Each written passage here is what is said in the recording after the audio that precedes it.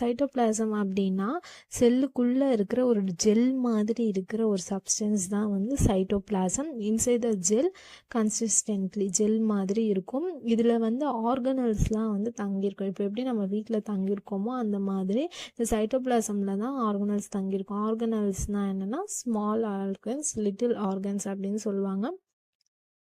இந்த ஸ்மால் ஆர்கனல்ஸ்னால் செல்லுக்குள்ளே இருக்கிற இந்த mitochondria, nucleus, ribosome, endoplasmic reticulum, Golgi apparatus, lysosome, cytoskeletons இது எல்லாமே வந்து ஸ்மால் ஆர்கனல்ஸ் அப்படின்னு சொல்கிறாங்க. இப்போ வந்து நியூக்ளியஸ் அப்படின்னா என்னென்னா நம்மளுக்கு எப்படி நம்ம பாடியில் பிரெயின் வந்து ஒரு முக்கியமான பார்ட்டாக இருக்கும், அதே மாதிரி செல்லில் வந்து ஒரு நியூக்ளியஸ்ன்றது பிரெயின் மாதிரி. அது வந்து நம்ம பிரெயின் எப்படி வந்து எல்லாமே ஸ்டோர் பண்ணி வச்சுக்க, அந்த மாதிரி நியூக்ளியஸுமே எல்லாமே ஸ்டோர் பண்ணி வச்சுக்கோ, செல்லில் நடக்கிறது எல்லாமே அந்த மாதிரி. ஓகே, இது வந்து ஈக்குவல் டு பிரெயின் அந்த மாதிரி. ஸோ இது வந்து சென்டர் பார்ட் ஆஃப் த செல்லோட centre part. It involves in cell division. இது செல் டிவைட் ஆகிற ப்ராசஸ்.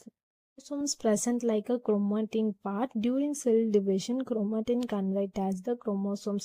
ஸோ குரோமோசோம்ஸ் அப்படி இருக்கும், ஒரு பார்ட் இருக்கும். அந்த பார்ட் வந்து என்ன ஆகுதுன்னா செல் டிவைட் ஆகுறப்போ குரோமோசோமாக கன்வெர்ட் ஆகுது.